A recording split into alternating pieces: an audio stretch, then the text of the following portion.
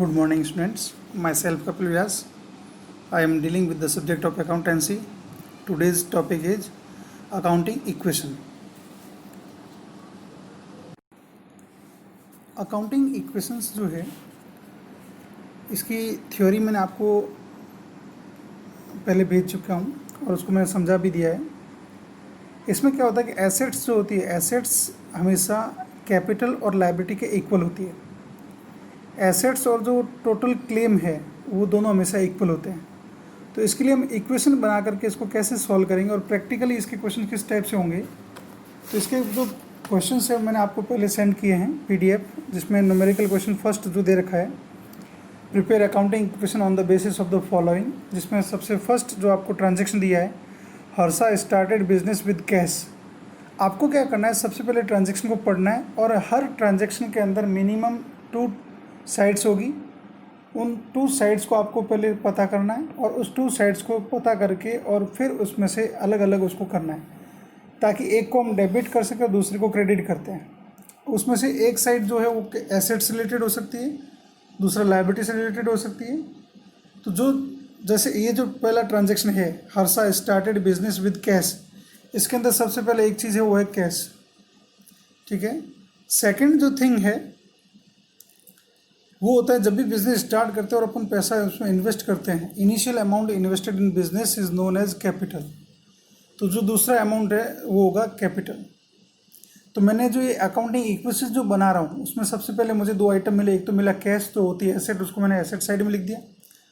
इसके लिए मैंने एक काम किया, ये जो देख रहे हो आप, मैंने इसका इक्वेशन लिखा है ऊपर क्वेश्चन के ऊपर, assets equals to capital plus liability.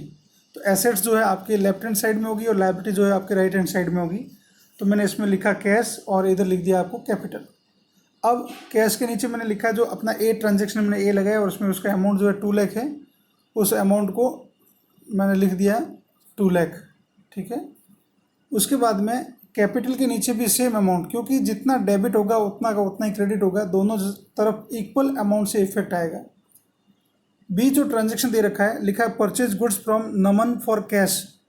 जब हमने कोई गुड्स परचेज किया और कैश में गुड्स परचेज किया तो कैश क्या होगा अपना, कम होगा। तो मैंने कैश के अंदर ही बी के आगे लिखा है 40,000 और 40,000 को मैंने ब्रैकेट में लिखा है। ब्रैकेट का मतलब इन द सेंस ये होता है कि ये जो है माइनस का अमाउंट है, अकाउंट्स के अंदर इसमें माइनस नहीं लगाते, इसको ब्रैकेट में लिखा जाता है।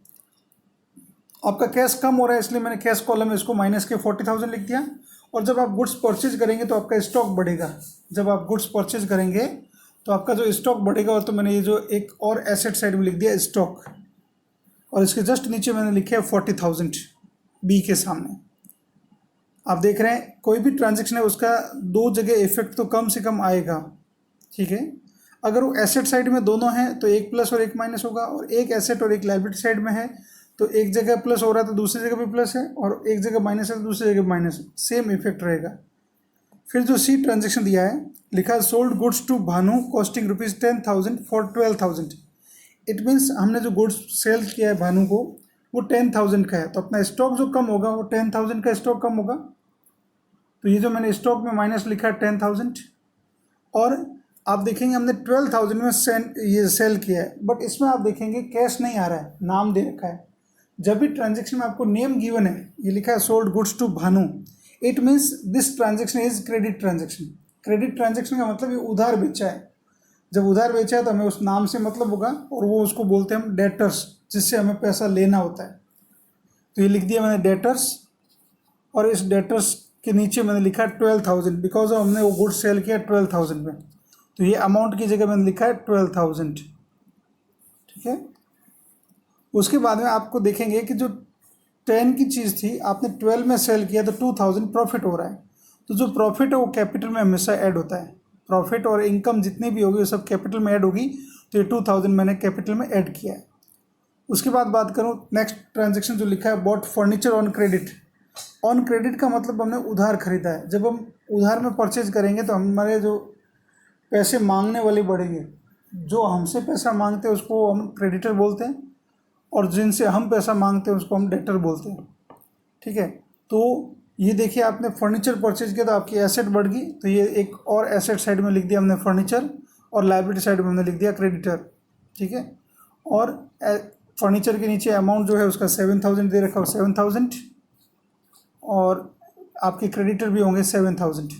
इसके बाद क्या करना है आपको, पर्टिकुलर एक एक कॉलम की टोटल करनी है। अब यहाँ देखिए आप कैश जो है 2 लाख था और माइनस का 40 है, तो प्लस के 2 लाख और माइनस के 40, तो नेट अमाउंट होगा वो प्लस का 1,60,000। स्टॉक प्लस के 40,000 माइनस के 10,000, तो नेट अमाउंट होगा आपका 30,000 प्लस का। ये 12,000 जो है आपका ओनली 12,000 ही अमाउंट है, और इधर 7,000 है तो 7,000 ही है। इधर आपका 2 लाख प्लस 2,000 तो हो गया 2,02,000, और क्रेडिटर जो है 7,000। फिर आपको क्या करना है, एसेट साइड की टोटल और लाइबिलिटी साइड की जो टोटल है, इन दोनों को देखना है इक्वल हो रही है या नहीं हो रही है। तो देखिए आप 1,60,000 plus 30,000 plus 12,000 plus 7,000 equals to 2,09,000, और इधर 2,02,000 प्लस 7,000 हो गया 2,09,000, और देखिए बीच में इक्वल का साइन है। इट मीन्स अपनी अकाउंटिंग इक्वेशन है वो मैच हो रही है। इसी टाइप से आपको क्वेश्चन सेकंड करना है। जब भी आप क्वेश्चन करेंगे आपको सबसे पहला काम करना है, ट्रांजैक्शन को पढ़ना है, उसमें से 2 आइटम्स जो है वो निकालने, और उसका इफेक्ट कहाँ आ रहा है, एसेट में आ रहा है या लायबिलिटी में आ रहा है, उसका पता करना है। देखिए क्वेश्चन नंबर सेकंड जब हम बात करते हैं तो क्वेश्चन सेकंड के अंदर मैंने ऊपर इक्वेशन लिख दी, assets equals to capital plus liability, ये इसकी अकाउंटिंग इक्वेशन है। अब फर्स्ट ट्रांजैक्शन जो दे रखा है, Kunal started business with cash, तो इसमें 2 जो ट्रांजैक्शन है, एक तो है कैश, दूसरा आप कहेंगे कुणाल नाम दे रखा है, तो कुणाल जो है वो प्रॉपरेटर है, और प्रॉपरेटर का नाम बिजनेस बुक्स में कभी भी नहीं आता। दूसरा कौन होगा, इसको रिप्रेजेंट करने वाला कैपिटल अकाउंट जो होता है रिप्रेजेंटेटिव कैपिटल या रिप्रेजेंटेटिव पर्सनल अकाउंट। तो एक तो हो गया कैश, दूसरा होगा कैपिटल, तो ये रहा कैश और कैपिटल।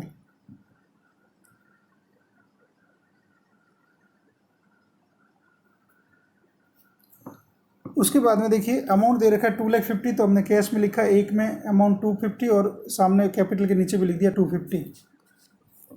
फिर बी जो ट्रांजैक्शन दे रखा है, ही परचेज फर्नीचर फॉर कैश, जब वो कैश में फर्नीचर परचेज कर रहा है तो कैश जाएगा, तो माइनस में लिखा 35,000, और फर्नीचर अपनी एसेट इंक्रीज हो रही, तो एसेट साइड में मैंने फर्नीचर लिख दिया अलग से, फर्नीचर का कॉलम बना लिया और 35,000 उसमें लिख दिया। फिर थर्ड दे रखा है सी पॉइंट, ही पेड कमीशन, जब हम कमीशन पे करेंगे तो पैसा जाएगा। आपको उस ट्रांजैक्शन को पढ़ना है, पढ़ते ही पता लग गया, ही पेड कमीशन, कैश कम होगा तो कैश में माइनस में कर दिया 2,000, और ये एक्सपेंसेस है, इससे अपनी कैपिटल भी कम होगी, तो कैपिटल में भी अपने माइनस कर लिया 2,000। उसके बाद D point, he purchase goods on credit, इसने जो है गुड्स परचेज किया वो भी किसमें है, क्रेडिट में। क्रेडिट का मतलब अब इसमें पेमेंट आपको करना है, अभी तक किया नहीं है, तो हमारे क्रेडिटर बढ़ जाएंगे।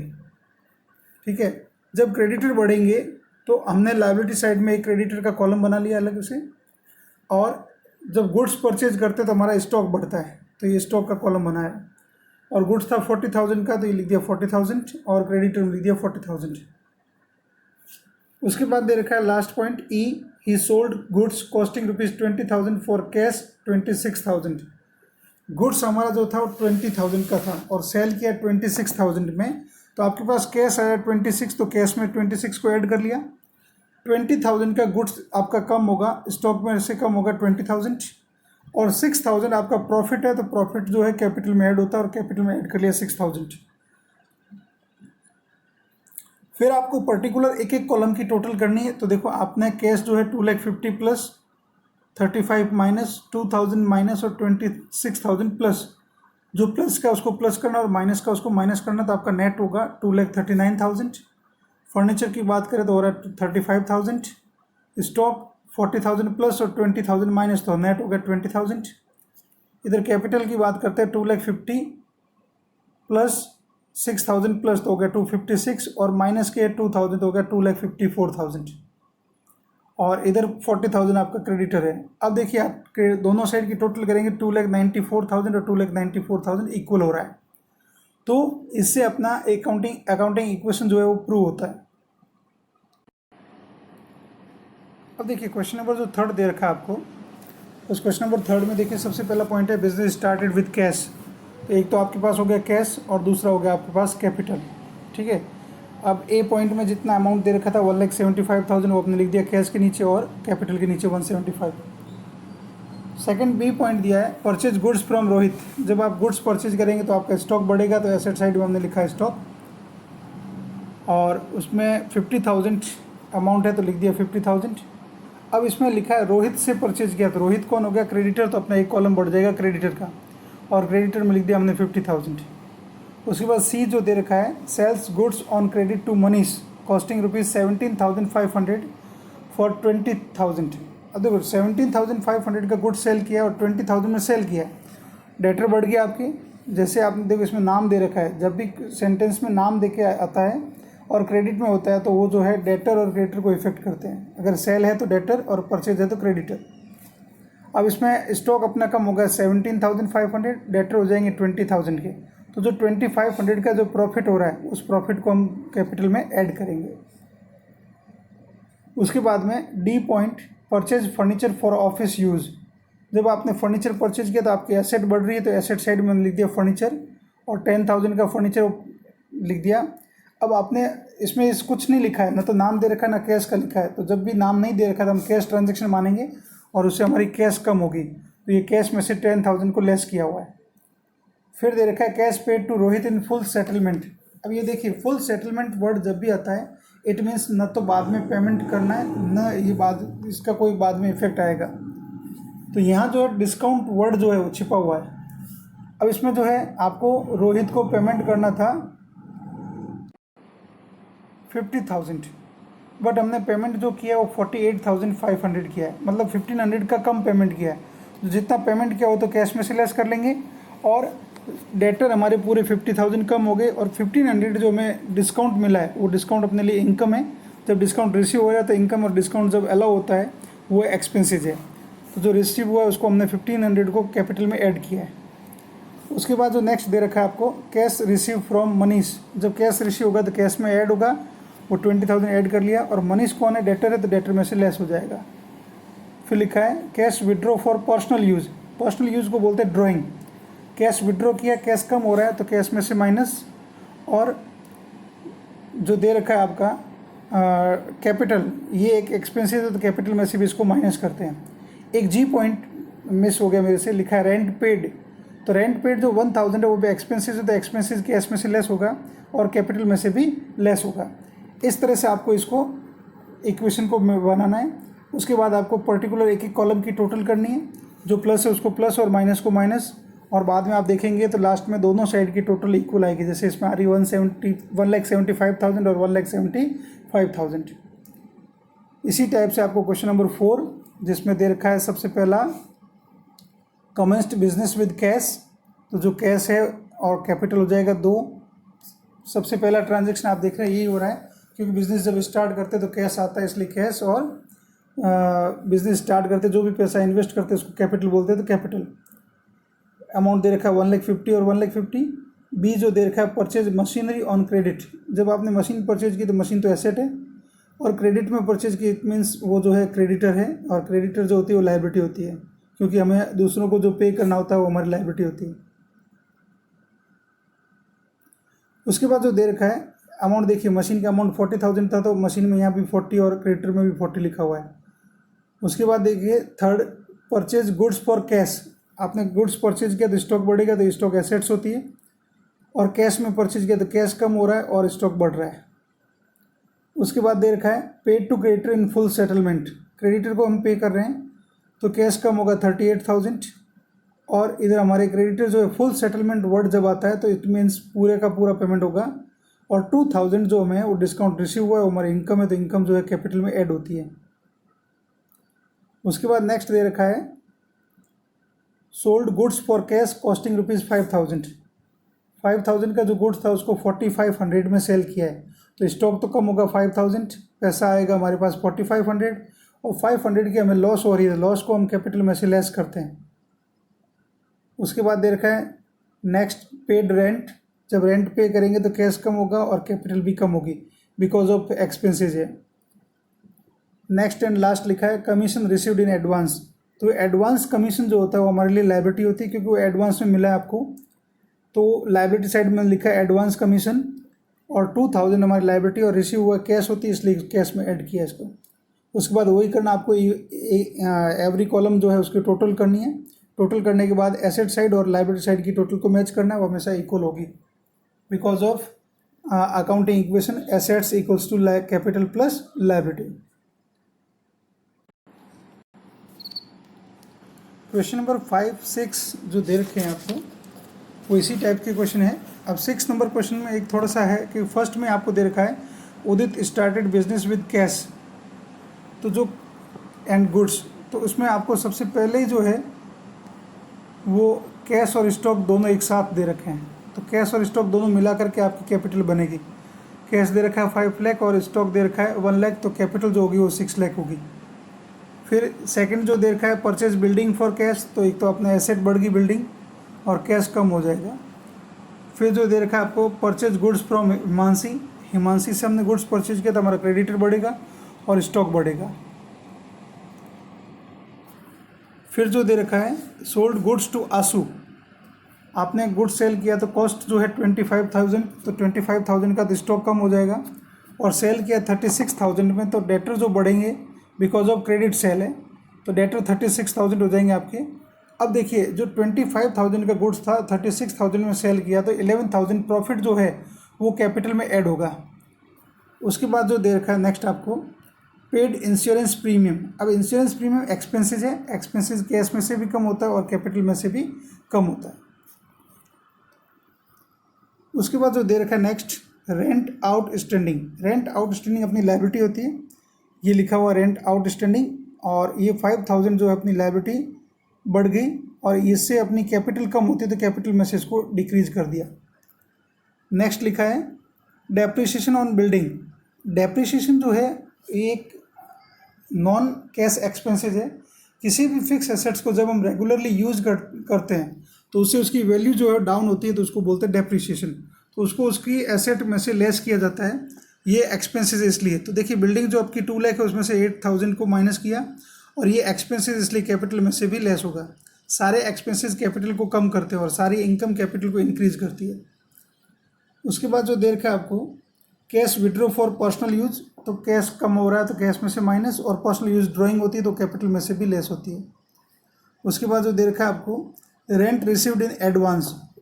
अब जो एडवांस रेंट मिलता है वो अपनी लायबिलिटी होती है क्योंकि हमने अभी तक उसका काम किया नहीं है, ठीक है। अब उस लायबिलिटी को लिख दिया मैंने, देखो ये एडवांस रेंट लायबिलिटी साइड में लिखा हुआ है, कैपिटल से जस्ट पहले लिखा है क्योंकि पीछे मेरी जगह नहीं थी तो मैंने यहाँ इसको एडजस्ट किया है। अब ये 5,000 अपनी लायबिलिटी है और ये मिला है इसलिए कैश में ऐड होगा। उसके बाद लिखा है cash paid to Himanshi on account. On account का मतलब था अभी फाइनल पेमेंट नहीं किया है, जितना आपने पेमेंट किया उतना ठीक है, बाकी वाला इसमें ड्यू रहेगा। अब इसको 20,000 का पेमेंट किया तो कैश कम होगा और ये भी क्रेडिटर भी कम होंगे, ठीक है। उसके बाद लिखा कैश रिसीव फ्रॉम आंसू 30,000, तो 30,000 आंसू में से माइनस होंगे जो डेटर है, और कैश रिसीव हो रहा है इसलिए कैश में ऐड होंगे। उसके बाद आपको क्या करना है, एवरी कॉलम टोटल करना है और उसके बाद फाइनल टोटल मैच करनी, जो आपकी हमेशा एसेट्स और लायबिलिटी की टोटल मैच होगी। क्वेश्चन 5, 7, 8 और 9, ये सॉल्यूशन तो मैंने आपको इस PDF में दे रखा है, बट ये आपको पहले खुद को ट्राई करना है, कोशिश करनी इसको सॉल्व करने की। अगर कोई डाउट होता है तो आप मेरे से गूगल मीट के थ्रू, जो ऐप है उसके थ्रू मेरे से आप डिस्कस कर सकते हैं डाउट, आपका कोई भी डाउट जो आपको टाइम टेबल अभी ग्रुप में सेंड किया है, और इनको आप कोशिश करेंगे पहले सेल्फ करने की और समझ के इसको करेंगे, और कोई दिक्कत होती है तो आप इस सॉल्यूशन की हेल्प ले सकते हैं। Good day, all the best बेटा, टेक केयर।